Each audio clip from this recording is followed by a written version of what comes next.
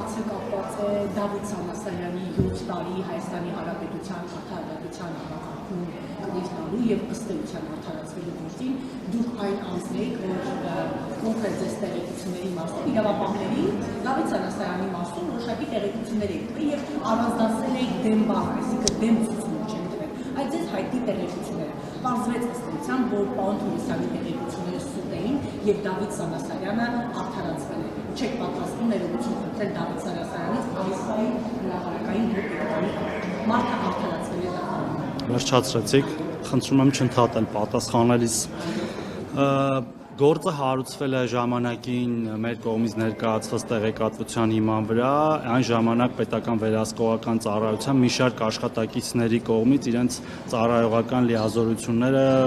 վերազանցելու կասկածով։ Այդ բոլոր աշխատակիցները ոչ արդարացման հիմքով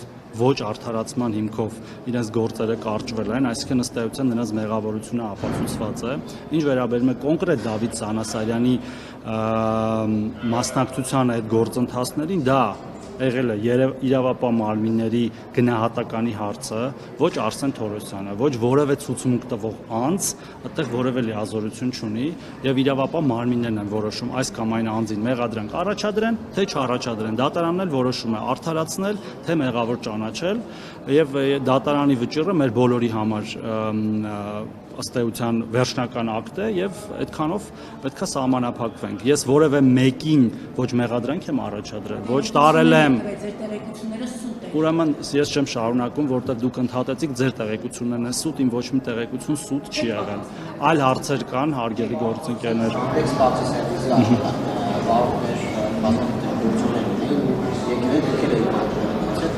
Երեք առաջով նորից կառավարությունը նորից բանի ինֆորմացիա վաղը նրանք Յանդեքսի գրասենյակի մոտ են ակցիա իրականացնելու, սպառնում կամ զգուշացնում են, որ հաջորդի եթե խնդիրները չլուծվեն, նրանք բողոքի ակցիաներ իրականացնելու, նաև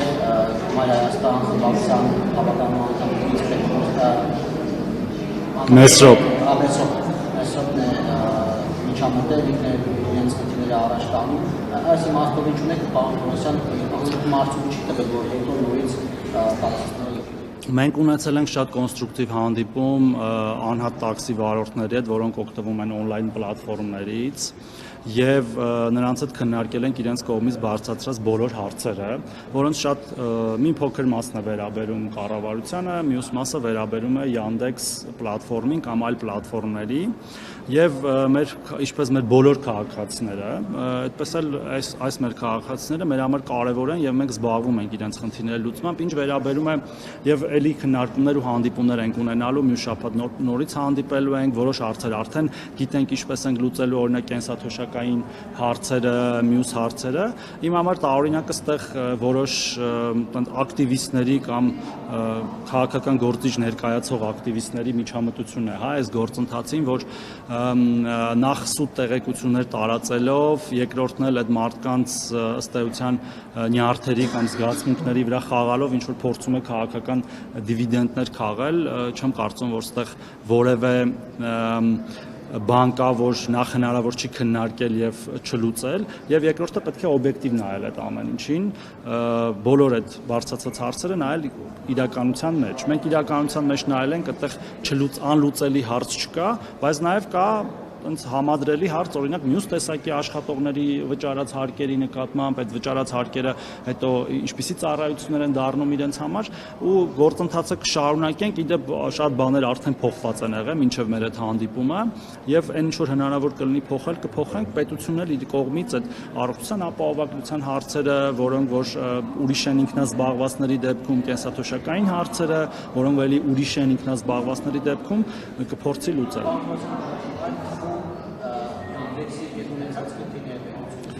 Պետությունը Yandex-ի հետ որպես խոշոր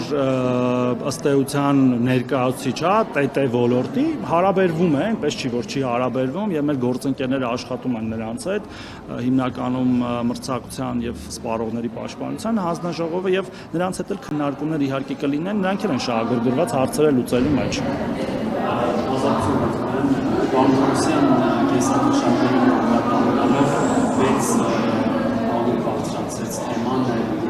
դաշտում ասվում է, որ ընտրություններին ընդառաջացավ, սա դուք պարոն Փաշինյանը հայտարարում եք, որ փոփոխություն չի լինի եւ անուղղակի բարձրացում է թոշակները հենց նույն քեշբեքերի միջոցով, այս հարցին անդրադարձեք, եթե հնարավոր է նաեւ Իսկ հարցը կոնկրետ որն էր։ Հարցը կոնկրետ որն էր։ Ինչու հենց այս պահին որոշվեց, հա, ասում է, որ հենց ընտրություններին ընդառաջ է հավում փոփոխությունը, քաղաքական որոշում է, նաև նախագիծը երբ է հրապարակվելու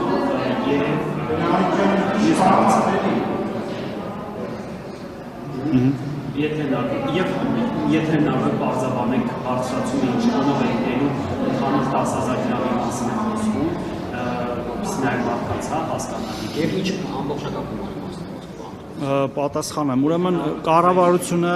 ունի ծրագիր 2021-2026 թվականների, որը իրագործում է եւ կառավարությունը գործում է մինչեւ նոր կառավարության ձևավորումը եւ ցանկացած գործողություն, որ իրականացնում է կառավարությունը, ըստ էության լեգիտիմ է եւ տեղավորվում է այդ ծրագրի շրջանակներում կամ բխում է, հա, ծրագրից։ Ինչ վերաբերում է մինչև այդ չանելու կամ անելու հայտարարությունների, մենք մինչև այդ բարձրացրել ենք այլ եղանակով կենսաթոշակները եւ նպաստները հետվճարի եղանակով, մինչև այդ եղել են նաեւ ուղիղ բարձրացումներ, նկատի ունեմ մի քանի տարի առաջ, ինչպես նաեւ այլ առավելություններ են տրվել, հա, օրինակ մեր բազմաթիվ կենսաթոշակառուների 65+-ի դեպքում օրինակ առողջության ապահովագրությունը եւ այլն։ Բայց նաև եղել են օբյեկտիվ հանգամանքներ, որոնք նոր են ի հայտ եկել, դա մեր տնտեսական աճի ցուցանիշն է 2025 թվականի, որը մեզ հիմք է տալիս այլ հետևություններ անել հարկաբյուջետային քաղաքականության եւ նաև որոշումներ կայացնել, որոնք որ մինչեւ դա ավելի ռիսկային էին թվում եւ դրանով պայմանավորված որոշում է կայացրել, որ բոլոր կենսաթոշակները, գրեթե բոլոր կենսաթոշակները, խոսքը 667,000 մարդու է վերաբերվում, բարձրանալու են 10,000 դրամով, իսկ որոշ կենսաթոշակներ բարձրանալու են ավելի շատ, մենք ունենք դեպքեր մինչև 10,000 դրամներ, այսինքն օրինակ դեռ կերակրող կորցնելու կենսաթոշակներ եւ այլն, եւ շատ քիչ դեպքերում այդ բարձրացումը կարող է լինել, ասենք 8 կամ 7,000 դրամ, դա խոսքը վերաբերում է շատ փոքրաթիվ մեր քաղաքացիների, որոնք արդեն իսկ բարձր կենսաթոշակ են ստանում, նկատի ունեմ միջինից մոտ 2 անգամ բարձր կենսաթոշակ ստացող քաղաքացիների է վերաբերում, բյուջետային ծախսերը, որոնք պետք կգան այս տարի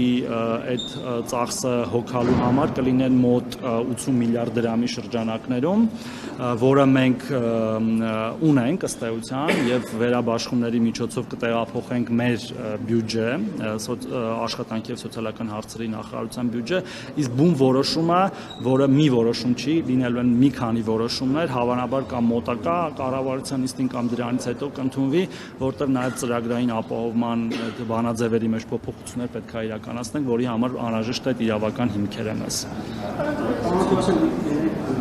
Yandex-in ağırlığımız biraz daha münasebet. Naif alçılardan aslında kapatılması yani neredeyse satışları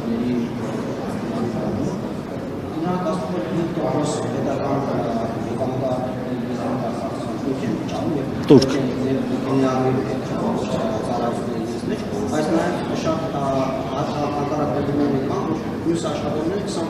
İհարկե։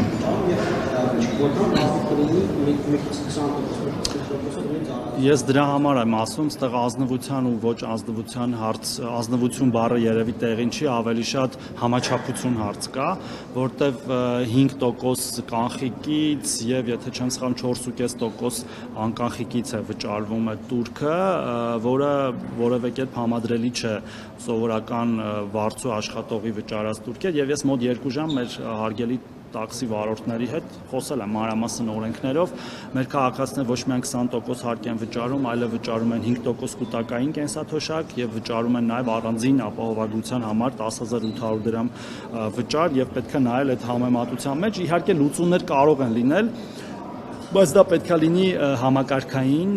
եւ ինքնազբաղվածների համար լուծումների շրջանակներ, որտեղ մենք էլի ունենք ինքնազբաղված քաղաքացիներ, օրինակ գյուղացիական տնտեսություններում զբաղված մեր քաղաքացիները, որոնք ապահովագրության համակարգ, եթե չեմ սխալվում,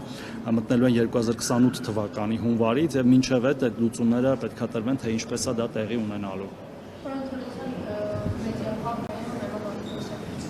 Շատ թոշակառուներ իրենց մտահոգությունը հայտնեցի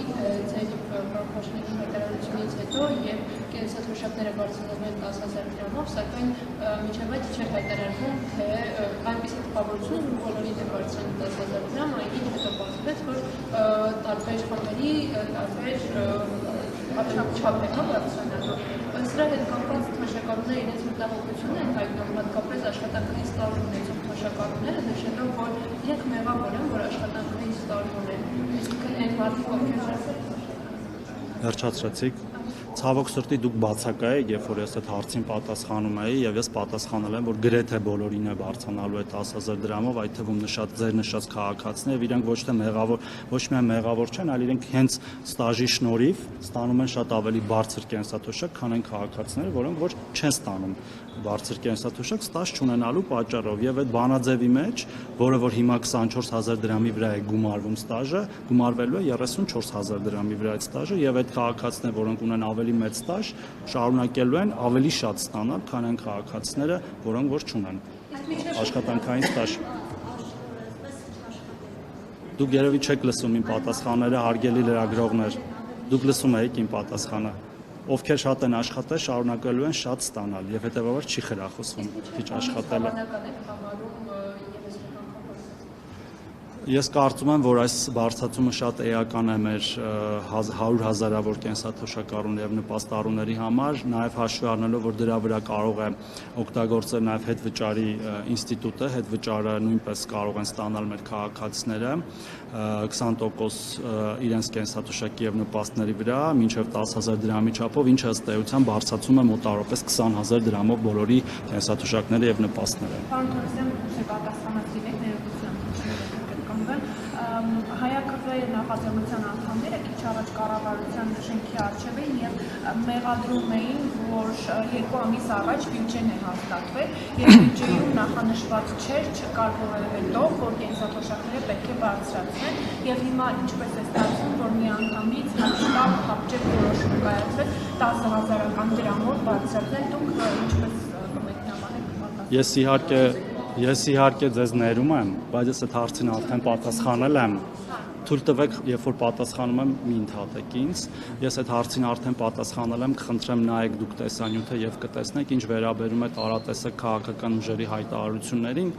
ապա գիտեք, նրանք մի շաբաթ առաջ կամ մի ամիս առաջ մեզ մի բանում էին մեղադրում, հիմա մեկ այլ բանում են մեղադրում եւ անդադար երևի կմեղադրեն, որովհետեւ քանի որ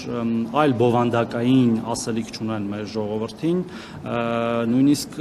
իրենց իսկ մեղադրանքներին հակասող մեղադրանքներ են հնչեցնում, ասենք շաբաթը մեկ, հիմա կառավարության կողմից իրականացվող քաղաքականությունը բխում է, ինչպես արդեն նշել եմ, ծրագրից, մեր տված խոստումներից մեր քաղաքացիներին, որը մենք իրագործում ենք մինչև կառավարության գործունեության ավարտ, եւ այլ քաղաքական ուժերի հայտարարությունները այդտեղ ոչ միայն կապ չունեն, այլև կարծում եմ շատ քիչ են հետաքրքրում մեր 100,000-ավոր քաղաքացիների։ Պարոն Թորոսյան, պատասխանել եք հարցին, կառավարությունը քննարկեցին, հասկացան, թոշակառուն ինչպես կարող է 10,000-ը վճարել, ծախսել, որ որոշեցիք 10,000 վճարել։ Հարգելի Նարեկ, մանիպուլացված, ձևախեղված արտահայտությունները բերել ներկայացնել որպես տենց բացարձակ ճշմարտություն։ Ես ուզում եմ ասել, որ դուք առնվազն պետքա լրագրողական եւ պրոֆեսիոնալ կոռեկտություն ունենաք, երբ որ հարց եք տալիս, լսեք պատասխանը մինչև վերջ, որտեղ այդ հարցերի պատասխանը միշտ չէ այո կամ ոչ, եւ կարող է կազմված լինել բազմաթիվ նախադասություններից սկսվող եւ ավարտվող։ Շարունակելով բուն հարցի պատասխանը, երբ որ վարչապետ Նիկոլ Փաշինյանը մենք կառավարության նիստում ասում ենք, որ կենսաթոշակառուների ծախսերի մի զգալի հատվածը վերաբերում է առողջության առողջական ծախսերին, դեղորայք, բժշկական այլ ծառայություններ, եւ մենք այնքան ենք կարեւորում նրանց այդ ծախսը եւ նրանց առողջությունը, որ նրանց ավելացնում ենք կենսաթոշակառուներին 65+ տարեկան մեր քաղաքացիների ապահովագրության մեջ, նրանց փոխարեն ամեն ամիս վճարելով 10,800 դրամ, որը իրենք այնուամենայնիվ ծախսում են այդ ծախսերի վրա, դա բերել ներկայացնել այդ ձեր ասած բառակապակցություններով առնվազն ազնիվ չէ, եւ ես չեմ կարծում, որ մեր որևէ քաղաքացի այլ բան է հասկացել, քան նկատի են ունեցել վարչապետը եւ մենք հենց այս կառավարության նիստերում քննարկելիս։ Չէ, գնանք, քան որ արդեն առողջապահության ապահովությունը կա, Բաթումի պլյուսի համար անվճար դեղորայքը կա։ Հիմա ինչ փոխվեց, որ որոշեցիք եւս 10,000 դրամ տալ թոշակառու։ Ես արդեն պատասխանել եմ այդ հարցին, խնդրում եմ նայեք տեսագրությունը։ Շատ լավ, եւ եթե թոշակի կապած հարց։ Հա, մի հարց է տվեք ու պետքա գնամ էլի։ Պարոն Թորոսյան, դուք ցուցում եք տվել ՊՎԾ նախ։ Ես այդ հարցին եմ պատասխանել, խնդրում եմ նայեք տեսանյութը ձեր կողմից առնվազն շատ ոչ պրոֆեսիոնալ է այս ձևով ճեպազրույցներ անցկացնելը, շնորհակալություն։